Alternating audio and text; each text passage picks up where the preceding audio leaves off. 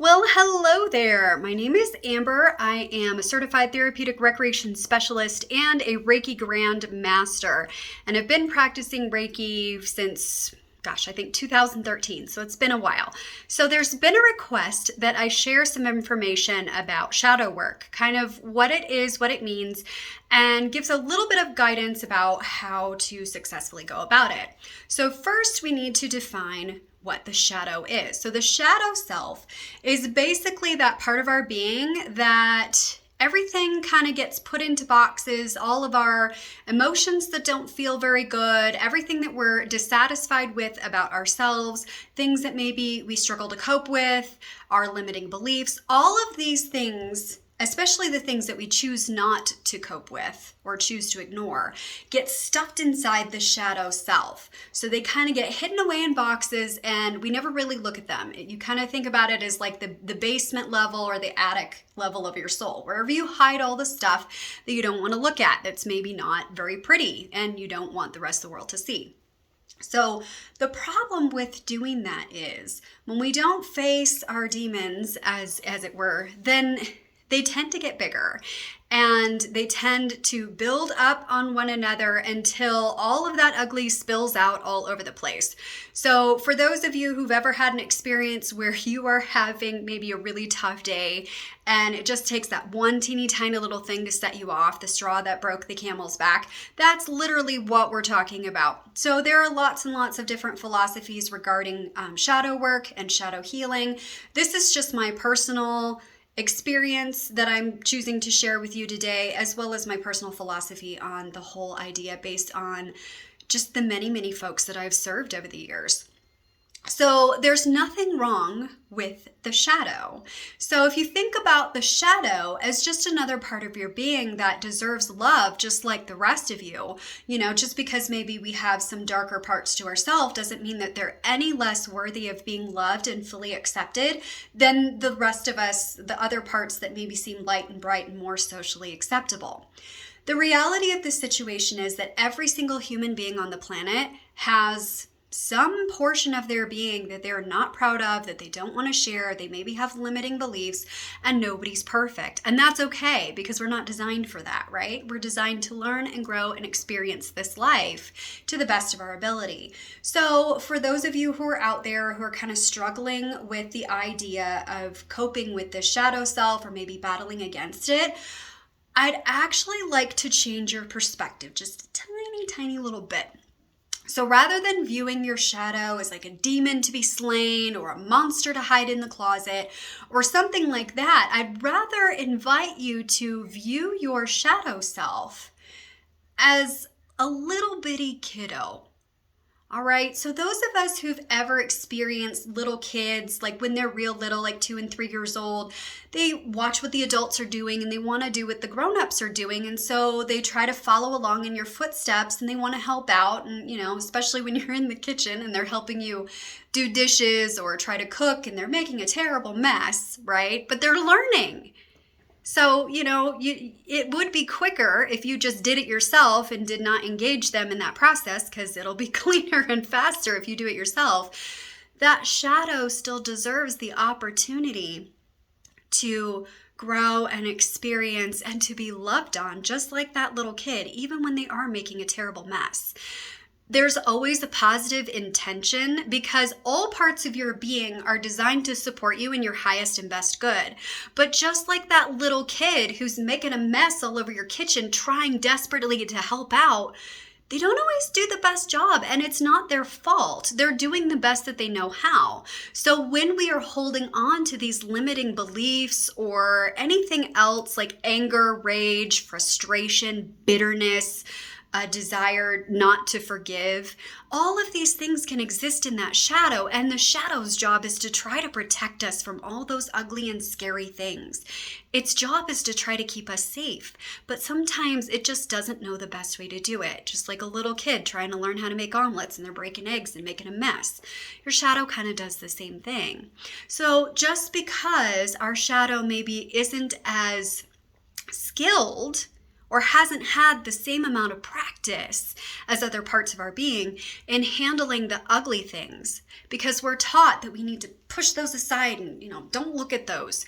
But here's what I found. When we create resistance, so here's a great example of what resistance can look like. So I was in a continuing education class where the instructor told us to push over our right hand.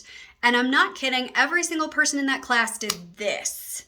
They brought their left hand up to meet the right hand and created resistance. If this left hand is in my way, my right hand can't just push over. Whereas if we just followed the directions, push your right hand over. It's simple, it's easy, and it's effortless. So I would invite you that rather than engage in this resistance, knowing that there's parts of your being that maybe you would be ashamed for people to know about, or maybe that don't feel as good, or that just you don't feel like are for your highest and best good, rather than fighting against what is, accept that those are still just parts of your being. They just are. Kind of like the little kiddo that's trying to help you in the kitchen. There is no malintent there. There is no desire to make a mess and be naughty and, cause you hassles and problems. It's a true desire to help. There just isn't the experience behind it to be able to support the level of help that's trying to be provided to you. So I'd like to invite you to visualize your shadow as just whatever best serves you. If it's a child, like a little kid, like your inner child that you just want to love on and embrace, or maybe it would be like a stray kitten or a puppy that, is really scared and timid and they're just dirty and, they're just trying to survive just like the rest of us. They're trying to stay safe. And sometimes in this world, it can be very, very difficult, especially when you're young and inexperienced and just don't know. So I would invite you to really view that shadow in a form that best supports you in being able to pour some love into that shadow. Just accept all parts of your being. And by acceptance, I mean acknowledge that they're there. And that's it. It's there. I experience anger sometimes. I experience limiting beliefs sometimes. I don't always act in a way that is in my best interest or for my highest and best good. And it's just that. There's no judgment attached to that. It's just, this is the reality of what is. And rather than focusing on all that is wrong and bad, especially in many Judeo-Christian religions, a lot of people are taught to fight against their nature. They're bad, they're wrong, fundamentally they're just not worthy. And I really don't believe that is the message, the true message that was meant to be communicated. I really do believe that in order to best show love to others, we must first show that love to ourselves. And if we are able to accept all parts of our being, the good, the bad, and the ugly, as it were, then we are better capable of seeing that in others and embracing that as the reality of what is, that we are all worthy and deserving of love, regardless of what's going on internally, whatever shadow or ugly bits that we have within ourselves. So just practice making the statement, I experience blah, or I am this. Sometimes I get angry. Sometimes I get frustrated. Sometimes I don't always behave in a way that I would like to. Sometimes I'm judgmental. Whatever it is that you feel is existing in your shadow, and just make the statement and just leave the statement. Just leave it. You don't have to always identify with all of those things. They are simply a part of you. How big a part is up to you. And again, the more that we layer on stuff in our shadow, the bigger and bigger and bigger it gets. And the more inclined we are when we're trying to resist, right? Trying to fight against what is, the more inclined we are to have episodes where maybe we lose our temper or we just aren't in a good state. We just don't take care of ourselves and then we can't take care of others. So hopefully this information has been helpful. Please feel free to reach out to me directly if you have more questions. I actually do a fair amount of shadow work in my practice. So if this is something you feel like you want help with, then I am happy to support you and walk with you through that journey, because at the end of the day, everybody needs help sometimes.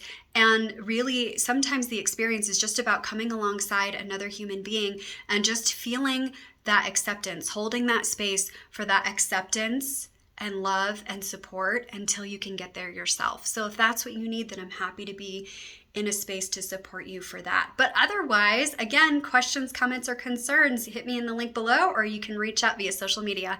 Thank you for your time and have a great day. Bye, everybody.